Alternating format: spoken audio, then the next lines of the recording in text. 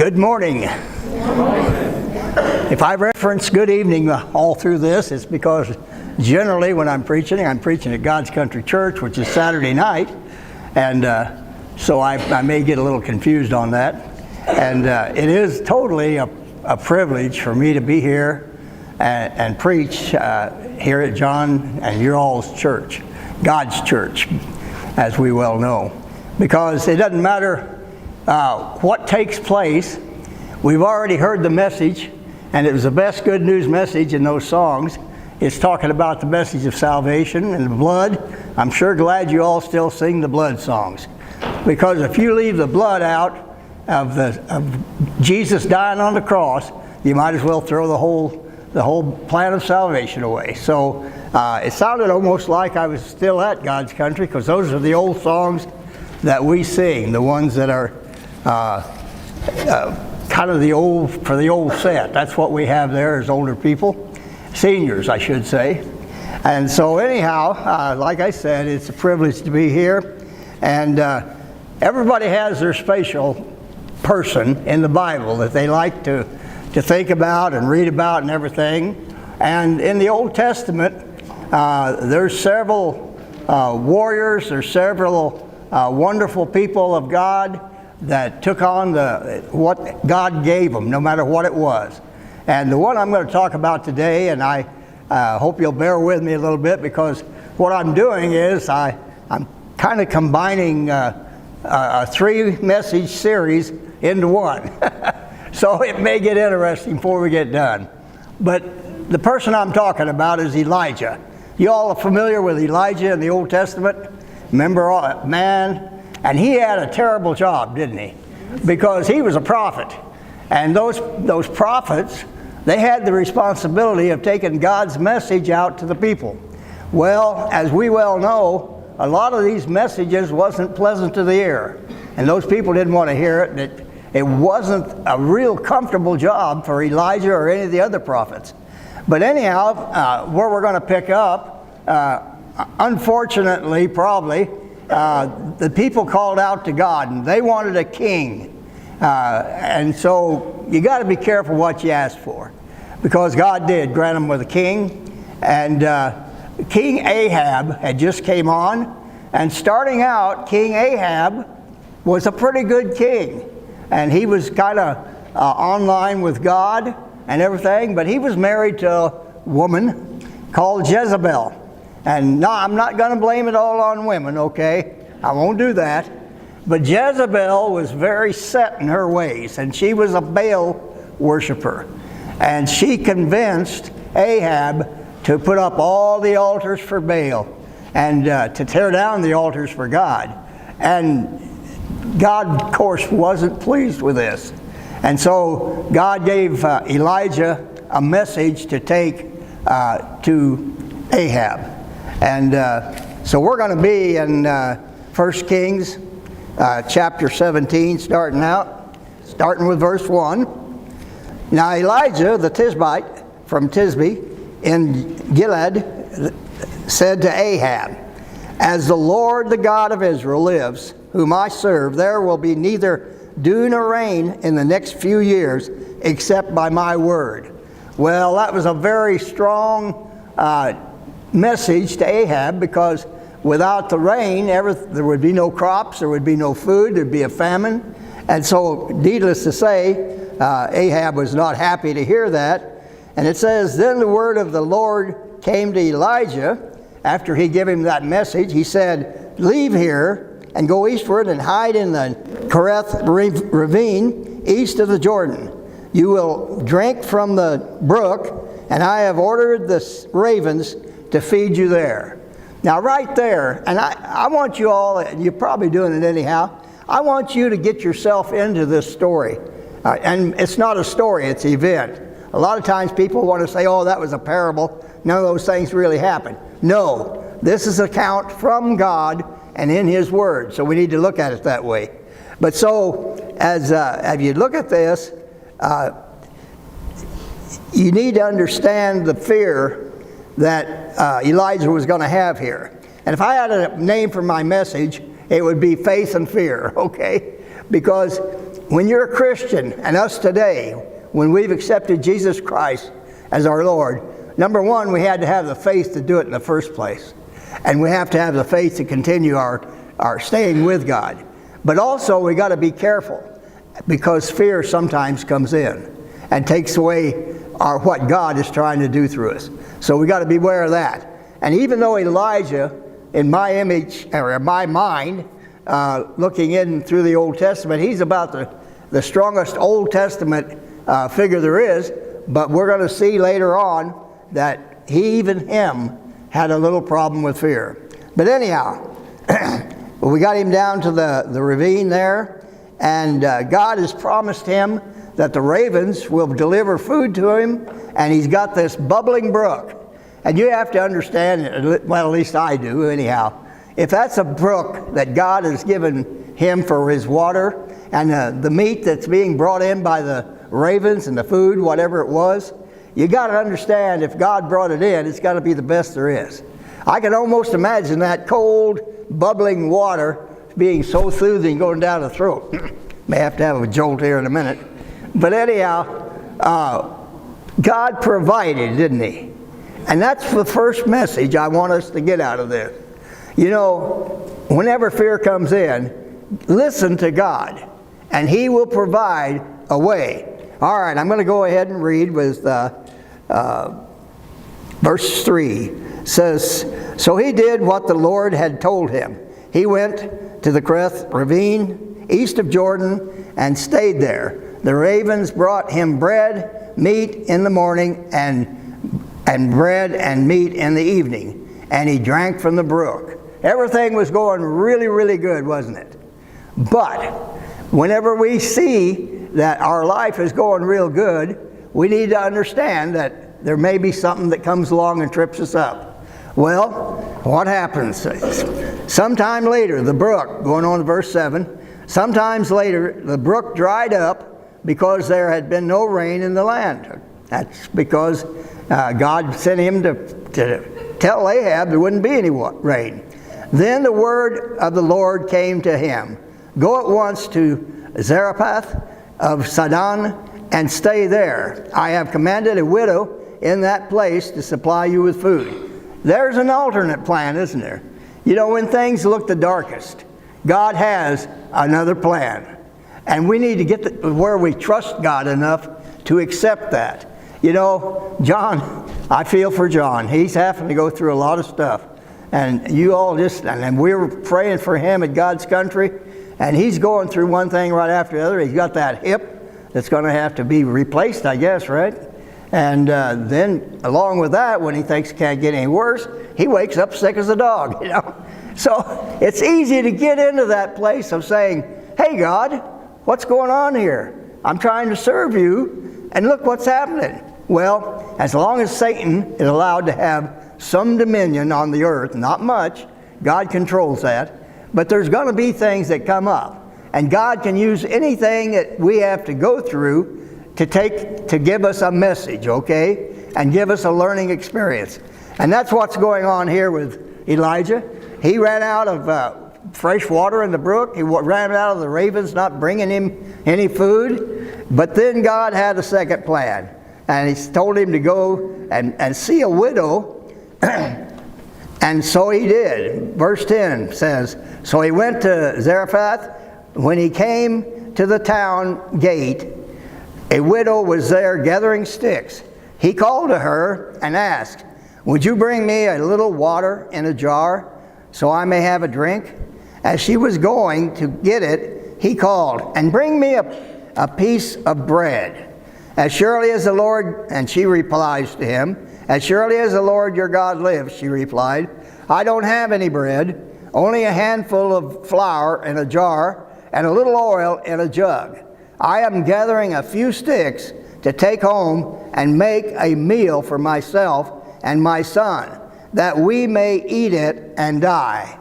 This poor widow lady was at the end of her rope, and she was thinking, "I've just got enough meal and enough oil to make one little loaf. Me and my son will eat that, and that's over." It was a dismal place. How much faith did this widow lady have? to be able to have Elijah come in and say, first, before you make one for your son and yourself, make me a little bread too. Well, she had enough faith. And that's where we need to be with in our life. When things just don't seem like they're the right thing or a safe thing to do, if God is speaking to you and telling you to do something, you just need to do it. And He will take care of everything else. All right. And so, verse 13, Elijah said to her, don't be afraid. Go home and do as you have said. But first make a small cake of bread for me from what you have and bring it to me.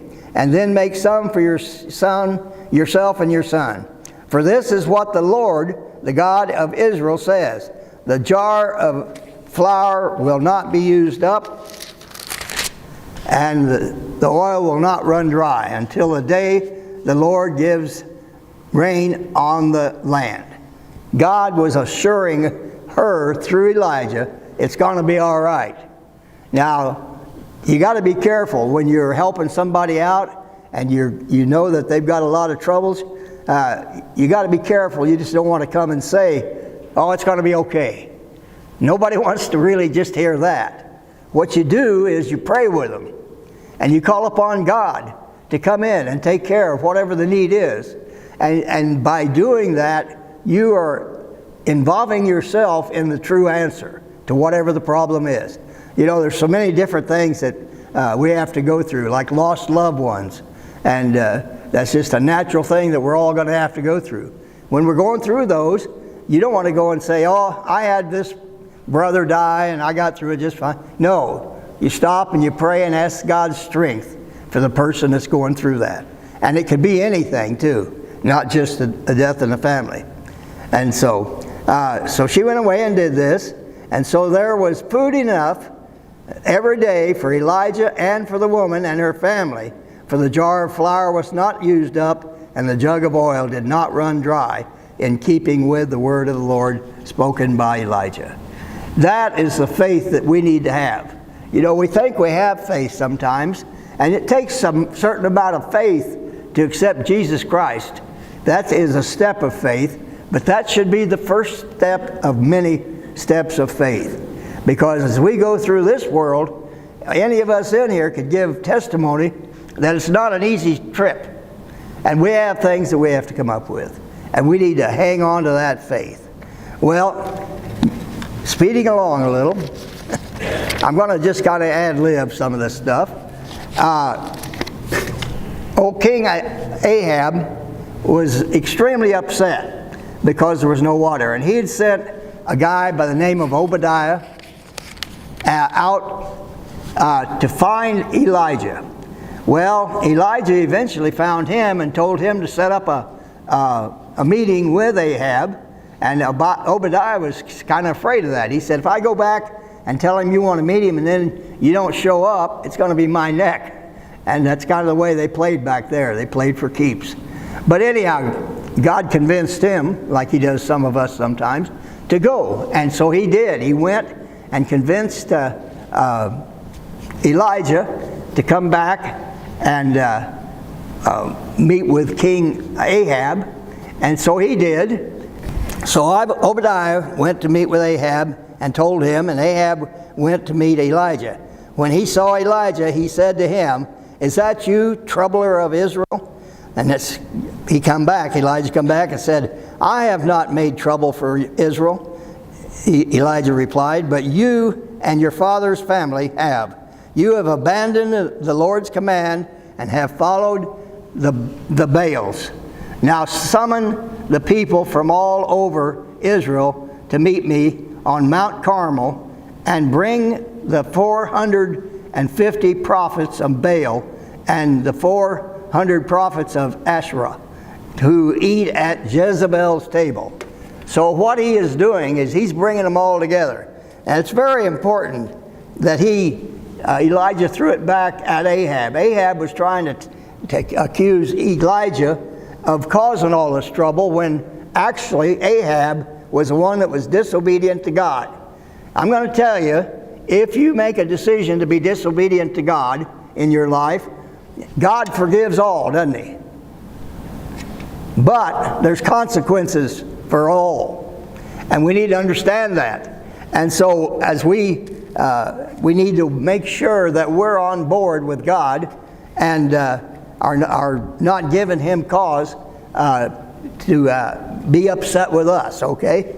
All right, now, so they summoned all these Baal worshipers, and I encourage you to read chapter 16, 17, and 18, because that gives you the total full picture of what we're talking about today. But anyhow, so what they did is they put it together that they'd have a showdown up on Mount Carmel. And the 450 Baal and Asherah priests, they gathered together and was up there, and Elijah was there all by himself. And so I'm missing one thing here I want to put in. It says, so Ahab sent word throughout all Israel and assembled the prophets on Mount Carmel. And then Elijah went before the people and said, how long will you waver between two opinions? If the Lord is God, follow him. But if Baal is God, follow him. That's where we need to get to. We need to get off the fence and quit being wishy-washy. And we need to decide in our lives, each one of us, I have to do it for sure, who am I truly going to follow? The true God? Or am I going to think that something in the world looks more important? Or maybe I'll get distracted by something of the world that comes in and follow it for a while. Well, you got to be careful with that. And that's what the people didn't say anything back to him. Elijah's saying, you need to decide. You're either going to follow God or follow the Baals. Okay, but people said nothing going on. Then Elijah said to them, I am the only one of God's prophet left. Well, that wasn't totally true, because there was two caves had 50 of them in there that had been hidden away. But anyhow, Baal has 450 prophets. Anyhow, so they met up there on the Mount Carmel, and they set up an altar with wood, and like they always did, and they had 2 bulls, and they dressed them out for sacrifice. And it says, let them choose for themselves, and let them cut it into pieces and put it on the wood.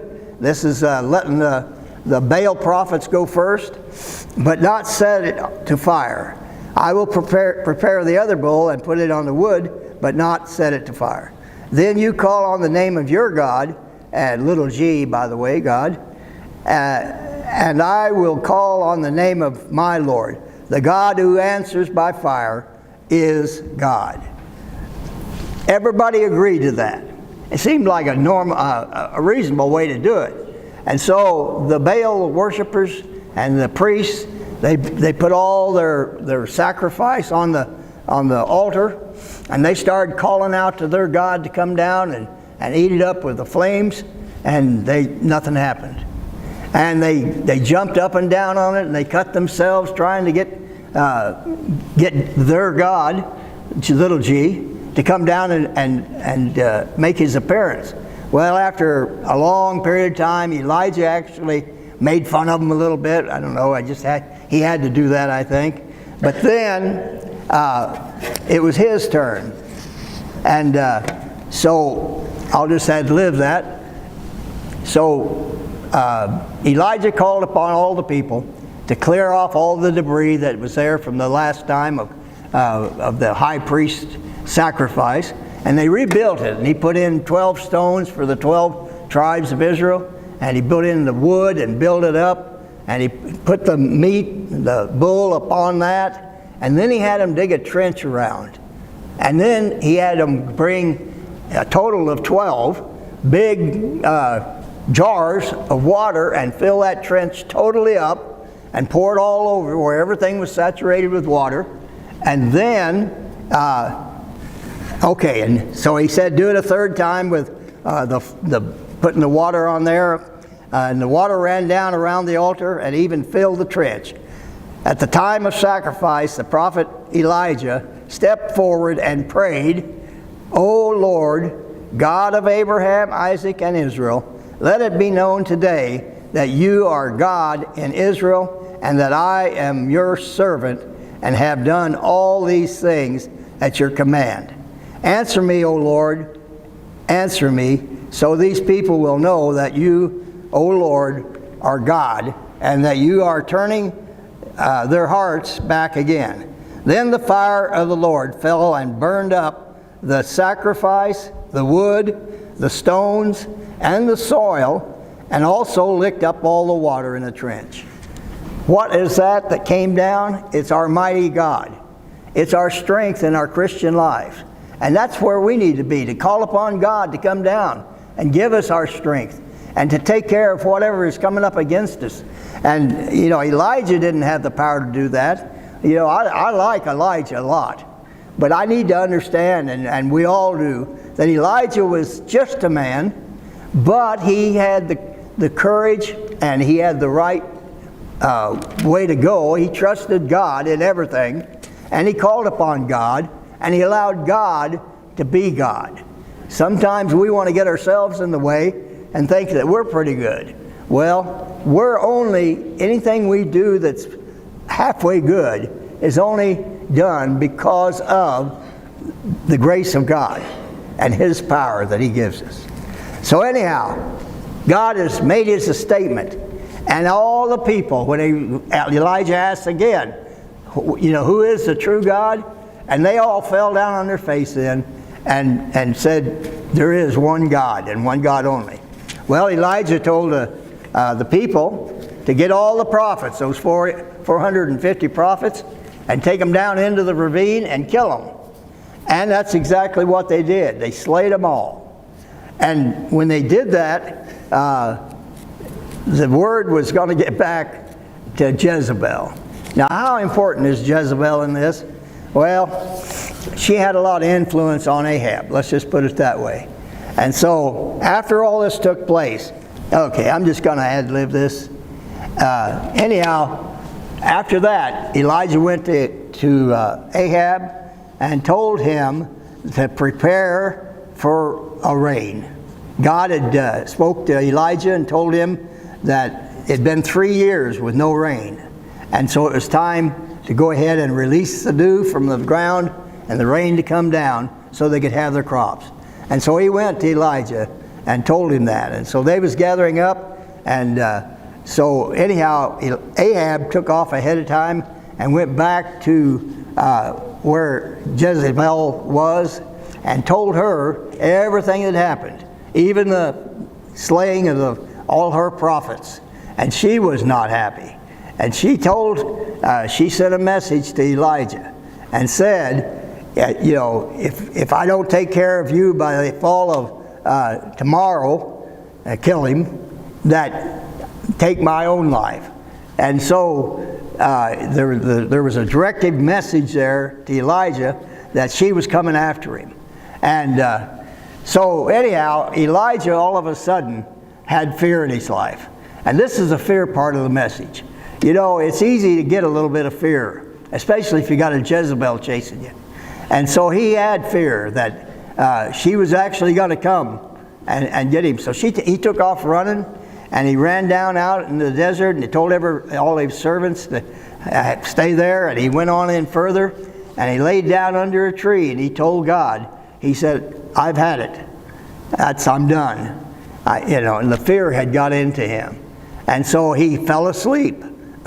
And for long, an angel of the Lord came and woke him and gave him some food, some nourishment, and some drink.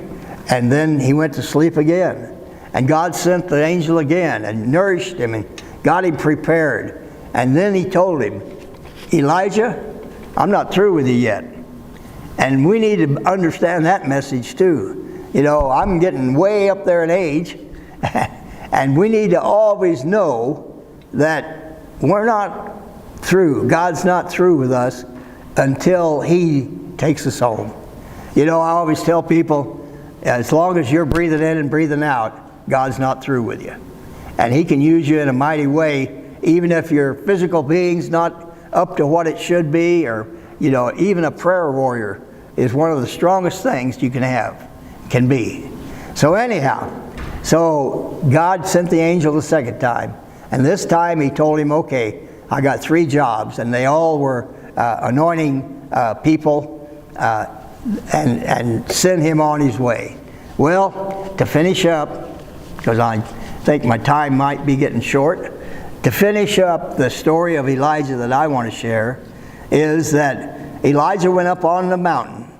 And when he was up on the mountain, he started praying. He knelt down, and one of the servants was there. He told him, go look and see if you see any clouds, because he had already told Ahab that it was going to rain. And so the guy that was with him, he ran out and looked. He was in a cave, by the way. And he ran out and looked, and he came back and he said, no, it's clear. There are no clouds. And so he did that, and on the 7th time, he came back and he said, there's one little cloud about the size of a man's hand above the mountains. And so Elijah jumped up, and he knew that that was God's answer to him, and that there was a hellacious storm coming in, just from that little cloud that showed up. And so at that point, he told Ahab that was there with him that he needed to really make a pace back fast to get back before the rain hit. And so he did, and Elijah, he got excited, and he picked up and ran ahead of the chariot.